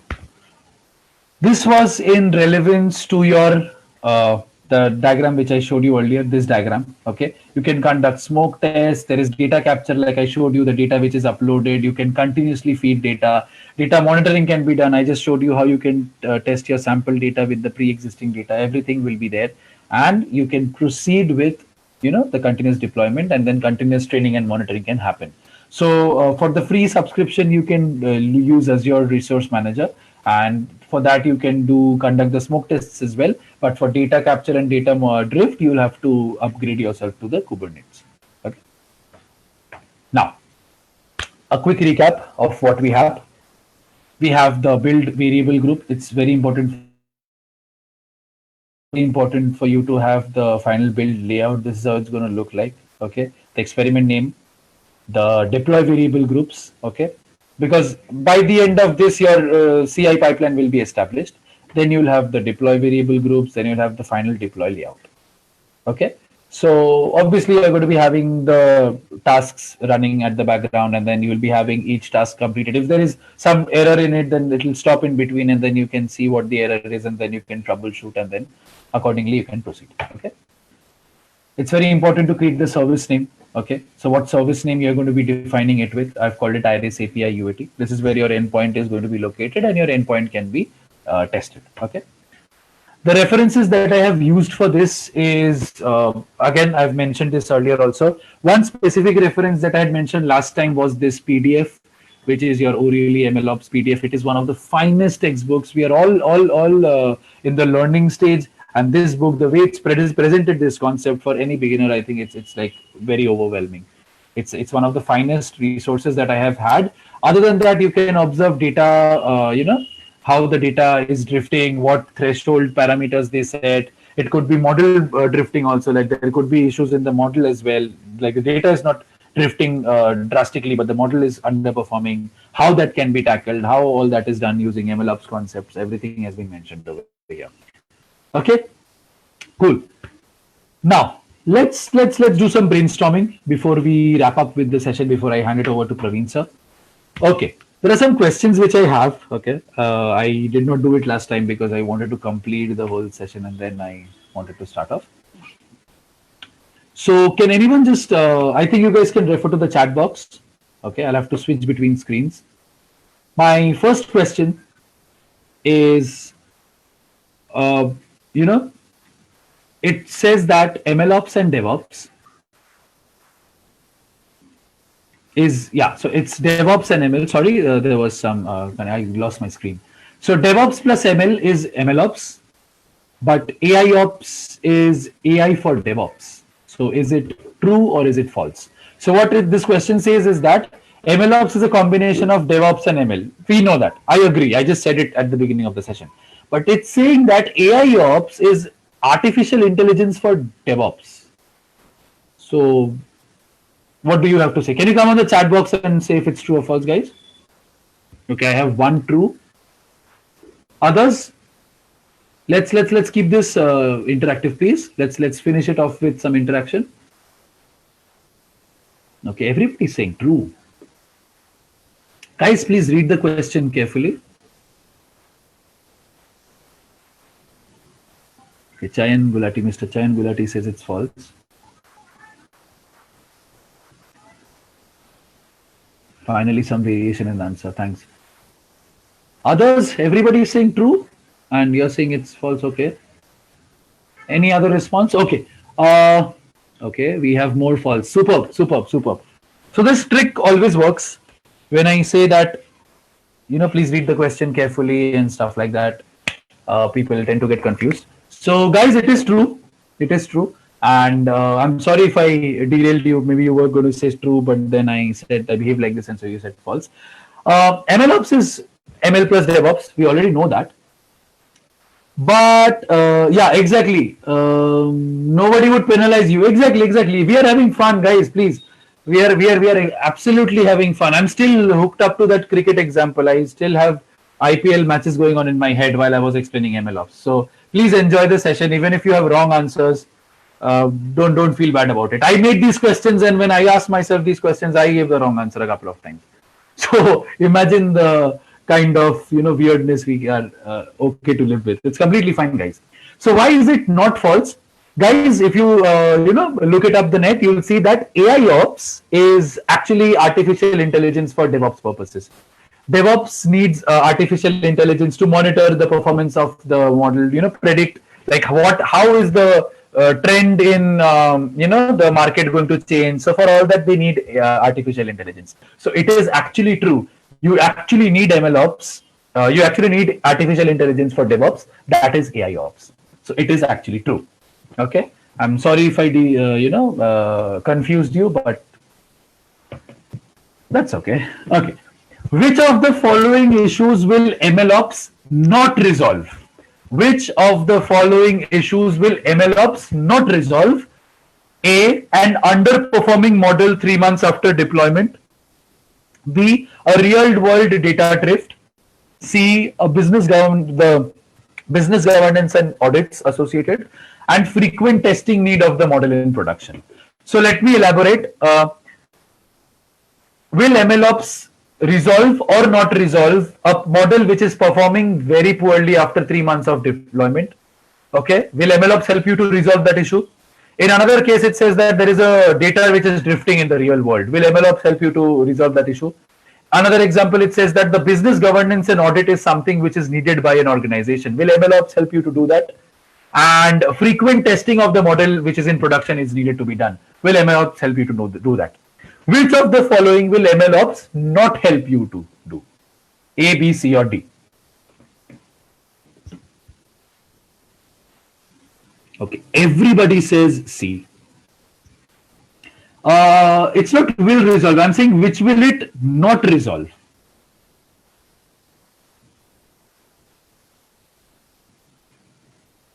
Everybody saying C. Somebody saying D.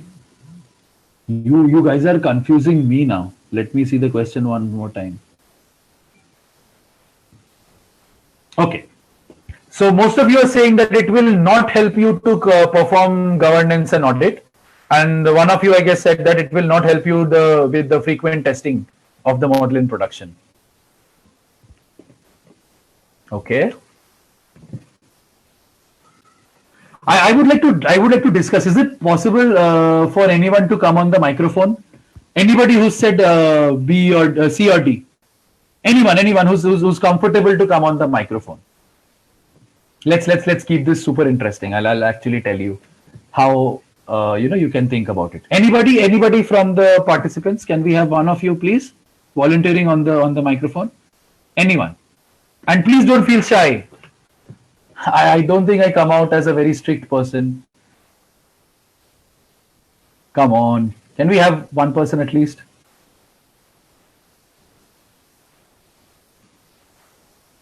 Whoever comes online will get a prize. So I think so C, because business government, it depends on the management, sir. It depends on the management, right? Okay. Yes. So I am the management and I want to have the control in my hand, whether I want to approve this model or not. Can MLOps help me to do that? It depends on me, I agree, but I want to do it. I say that I want to do it. Will MLOps help me? I guess it will, right? We just saw that the approval part. So it will. My question was, what will it not help me resolve? Okay. Thank you so much. Can we have somebody who said D? I think two of you are saying D, Mr. Sunil Kumar and Yes, sir. I Mr. have told D, sir. D, sir. Because You said D, right? Yeah. Yes, sir. Yes, sir. Actually, Yeah. if you put on the codings and all, giving the input variables as a wrong one, the ML will be, it will, the accuracy may or precision may get reduced, or the accuracy will be, elapsed. So that I have preferred D, sir. Okay, I get your point. Very well said. But I would like to correct you. I would like to correct you by saying that my question was, what will it not help me resolve? And the option said continuous testing. So you are saying that the model's performance will degrade. I just said that we can conduct smoke tests every time I want to train, test my model with. So I can always conduct a smoke test irrespective of the real world data. I can conduct a smoke test. What is a smoke test? Basically, once everything is set and done, it's like just final asking, it's like the last round of interview which you have with the HR. In a company, the last round of interview which you have with the HR, wherein it tries to know you as a person, what are your expectations, blah, blah, blah. These are the things. Your technical, everything is done. You've passed all those, you can say stages, and now it's the last few things that you need to test the person on. That is what the smoke test does, and it absolutely is possible in production. So I'm sorry to say C and D are not the right answers. See, this is why we need to get the perspective right. What I have mentioned in A and B, A to nobody will say. A to it is built. I just showed you the example wherein a model which was performing poorly after 3 months, it was again lifted back up. The performance was improved. So MLOps will help you to do A. I have explained how it will help you to do C and D. But guys, does MLOps have control over real world data drift? Yeah, thank you, Mr. Sripati. MLOps has no hold over the real world data drift. You and I have the hold over that. Today I want to open YouTube and watch hockey videos. I'm not too much interested in hockey, although it's our national sport. But is it or kabaddi? I'm not really sure. See, I'm not even sure. That's how poor my knowledge is with respect to this matter. But what if I start watching hockey videos because India is doing really well in the Olympics? I start watching hockey videos, hockey tutorials. 3 days later, forget 3 days. I guess tomorrow in the afternoon when I open YouTube, my first and the second tutorial video or an interview video could be with Dhanraj Pillai. So that's what my point is. The real world data drift is not in MLOps hand. It is in your hand. It is in my hand. Okay, if it's a natural disaster, then it's in the Almighty's hand, but it's not in MLOps hand. MLOps hand is like, what is in MLOps hand? MLOps hand, in MLOps hand, we have the ability to tackle that data drift.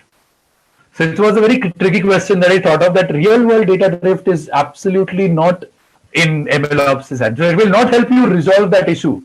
How can MLOps stop real world data drift? Like, imagine you're sitting on your laptop and you're listening to a particular song on Spotify, and suddenly you hear a ghazal. You generally don't listen to ghazals, but you listen to a ghazal and you like it, and then you start listening to ghazals more often. Spotify will now recommend more ghazals to you. MLOps cannot stop you from listening to ghazals. MLOps cannot stop that data drift that you are generating. So real world data drift is not in MLOps' hand. It can tackle the problem that arises out of it. But if you word, like grammatically, if you look at it, my point was that. Okay. So good try, guys. Good try. Next question. MLOps lets you model versioning and upgradation. You set a threshold of 80% accuracy, which is your F1 score for any model that is in production. What does this mean? Can anybody come on the microphone and tell me this? What does it mean? Anyone? Just read the third question. There is a statement that's mentioned over there, and how can you explain it to me in layman's language? I don't know anything about MLOps. Who wants to go for this? Please, let's make it interactive, guys. I'm already enjoying it. The people who spoke on the microphone. That means the model is performing very well, sir. If the accuracy is more than 80%, the model is performing very well, and it will increase the business agility, sir. Superb. And what happens if the model's performance degrades and it goes below the threshold? Which is 80%? If it's below the threshold value, automatically we won't, business agility will be less. Business agility will be less. But incorrect accuracy will always reduce the business accuracy, sir. I agree completely. And what will you do to solve that problem? We have to train again and again, sir. The model have to be trained again and Super. again with a good Super. algorithm. If you put the algorithm, it will be convert to model, then it will be transferred to that production server, sir, so that we'll get the business Super. agility once again. Superb, bingo, amazing. Thank you so much. Yeah, very good, very well said. So if you have this particular model, an algorithm which is there, it is degrading with time because of obvious reasons. I have said this millions of times. I'm not going to repeat it again. But because of that, what's happening is that this model's performance is degrading, and now I need to push it back beyond say a 90%, 95%. What do I do for that? I try to retrain the model, and once the model is retrained, a new version of the model comes up. So it's analogous to what you see in the morning when you wake up. You see a new 35 new app updates pending, 12 new app updates pending. Similarly, there will be a notification on the screen of this particular human being who's monitoring this that this model has gone below the threshold. We need to retrain it. There's a notification that's going to be generated. Okay, and then you can retrain it with the new version will now be deployed. Okay, obviously if the new version is deployed and it's not performing well, you can go back to a previous version or you can upgrade it. That's up to you. Okay, there could be possibility that the data drifts and again it drifts to come back to the previous stage. Okay, like what is happening now with the air quality index model? Remember I gave you the example. Now the unlock is starting again. Okay, now again people are starting to go out. Okay, now the pollution level is again going to increase. The model that you had in 2019 December is going to work pretty well in 2022 January. I'm hoping. You getting my point? Because again the unlock has started and now people are starting to go out. Okay, I hope that makes it very clear. So the data drift is not always necessary that it will keep drifting and go away from what I had earlier. Like what today my main data is, can tomorrow be an outlier, and then day after tomorrow that outlier can again become my main data. That's how I want to place it. Okay. The last question, after which I'm going to be handing it over back to Praveen sir. Okay, this is interactive. So you have watched a live session on MLOps, which you are doing right now, and then there's this person who's done the model training part, and then he says that he's done with the CI pipeline. Basically, he's forgotten because model training is definitely not the last part of the CI pipeline. Then there are different options, A, B, C, D. How are you going to approach this person? How are you going to help that person?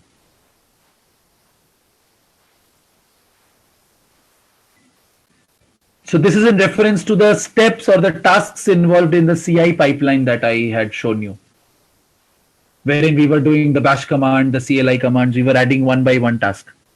He had done it in iris training, if I want to relate with that. Iris training वाला जो step था ना उधर तक करके ये भूल गया कि आगे क्या करना है. So you can either help him by reminding that he's supposed to perform the next steps like module registry, publish the artifacts, then his CI pipeline will be over, then he can proceed for CD.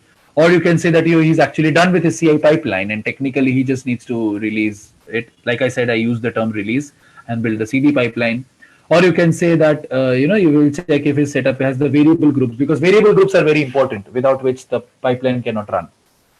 So then that could have caused, a problem in his run. Or else you just tell that person that, okay, just have the Azure, connect it with Azure ML using the CLI command, and the rest everything Azure will do for you.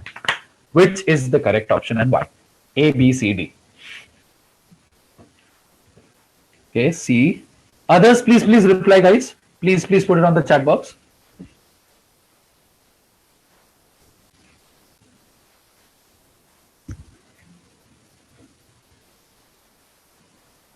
Can we have some answers?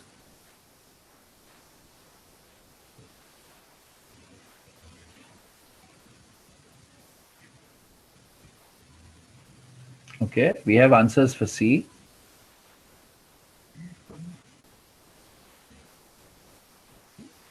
Please read the question carefully and then give the answer. Please read the question carefully and then give the answer. I hope from the previous 3 questions you've understood that these are not direct questions.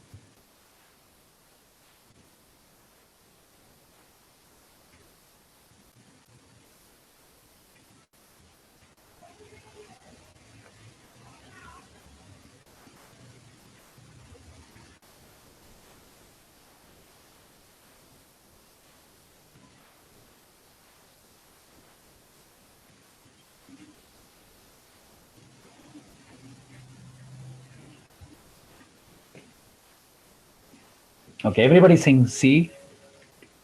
Okay, I have an A. Okay, let me explain this. Guys, please mention that he hasn't run it yet. He hasn't run the pipeline yet. If he hasn't run the pipeline yet, how can he get an error in the run? There is no run, so how can he get an error? So C is ruled out completely. D is absurd. You cannot just the connecting it with Azure ML is the third step. Okay, connecting it with Azure ML is the third step, and only the third step. After that, we had so many steps, right? So it's not possible for Azure to do the rest of everything, because you, unless you give the tasks, how will it proceed? Second one is he's actually done with the CI pipeline. He cannot be done with the CI pipeline unless he, uh, the model that has been created has been registered and the artifacts have been published. So the correct answer is A. You have to remind him that he's yet to perform model registry and publish the artifacts. He's only done the model training part and he stopped there. He has to now publish, he has to do model registry, get the results, publish the artifacts, and then his CI pipeline is over, then he can proceed for the CD pipeline. So A is your correct answer.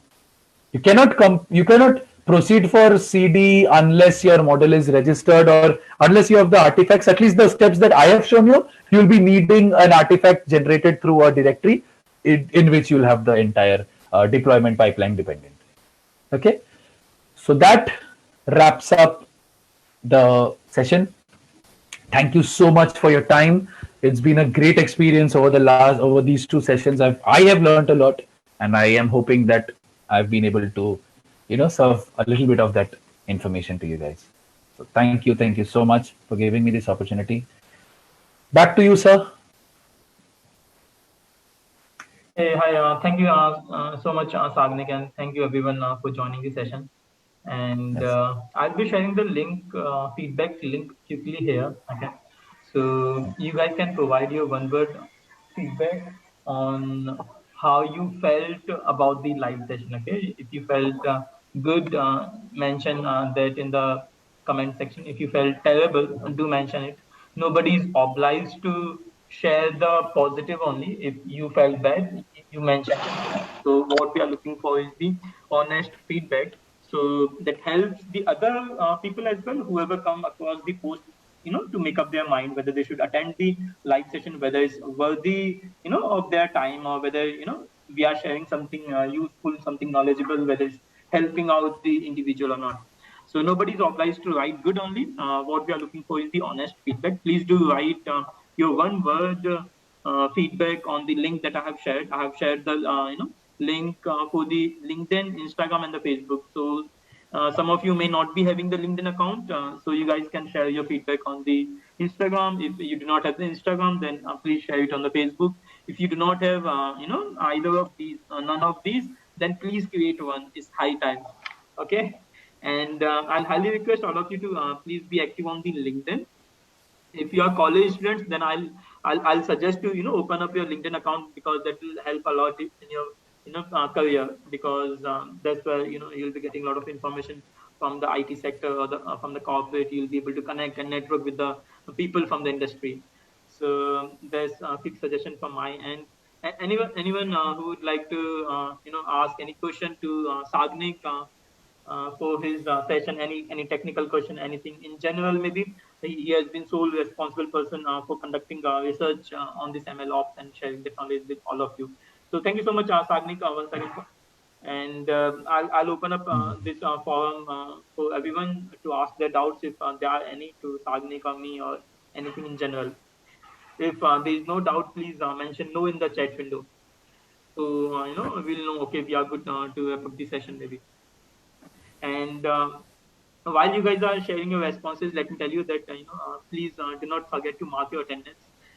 So same concept goes here. Like, you guys can provide your attendance or mark your attendance on either of the platforms, either LinkedIn, Instagram, Facebook, whichever account you have, because that will help us sharing the participation certificate. We'll be knowing exactly who have joined the session and who had not joined the session. So please mark one word, that is joined. Okay, nothing else. You just have to mention joined. That's all. All right, and people who are new to us, you can find all the live session recordings that have been that have been held in the past on the Facebook. All the live session recordings are available over there. Please go through that and leverage that, upskill yourself, cross skill yourself. Please do check on our LinkedIn page to see the announcement for the future live session, and we release daily ML and AI content on the Instagram channel. You can follow that if you are really passionate about the data science. That's all from my side. I believe I'll not take much of time. Maybe, as I said, I'm waiting for your guys' response, so we will know we are good to wrap up the session. Thank you so much, Sunil. And Yeah, thank you Raghav. everyone for Yeah. the kind words. Can we have a response from other participants as well, so we know we are good to wrap up the session? Great session. Thank you. Thank you so much, Farooq. Thank you so much. A very for your good kind evening, words. sir. Very Yeah, good good evening. evening. This is Bharani Dharan, research scholar Vistas. Actually, I am doing a data center automation. This CI/CD automation pipeline is very helpful on automating that things in a proper way. As I told Correct. already, it will make you to do the business agility in a good way, as well as it will be helpful for the society. I hope so. So I thank very much for the effective resource persons in the today's session. Thank you, sir, for this great opportunity you have provided to us. Thank you. Thank you so much, Bharanidhar. All credit goes to Sagnik. He has been solely responsible person to conduct the research on this MLOps and share with you all, as I said earlier. And we conduct such a free live session, almost every weekend. So there's not a penny charged for these live sessions. So please feel free to attend all the live sessions that we are conducting. Please spread the words among your friend circle and whoever data scientist is in your friend circle. So that's how we are giving it back to the community, and that's how we are helping the young data science aspirants. Yeah, thank you so much, Bhanidhar, for sharing your feedback. Okay, we have lots of responses coming in, I guess. So we are good to wrap up the session. Anything else, Sagnik, from your side before we wrap up the call? Yeah, so that would be it. Like I said, like Bharanidharan rightly said, it's for the future. Automation is the future, and MLOps is a fantastic concept. I would request everybody those who are willing to establish a career in data science and machine learning. This is going to be a massive boost of your CV. Exactly. It's going to be a Definitely. huge boost for your CV. It's so amazing, and the best part is that it's not very complicated, and yet it's Yeah. doing a lot of complicated things in a very simplified manner. That's Exactly. the best Exactly. part about it. Exactly. Yeah. As the Sagnik rightly said, if you are into data science field, you will have to learn MLOps sooner or later, because this is the demand of the industry, and that's the reason we conducted live session on the MLOps.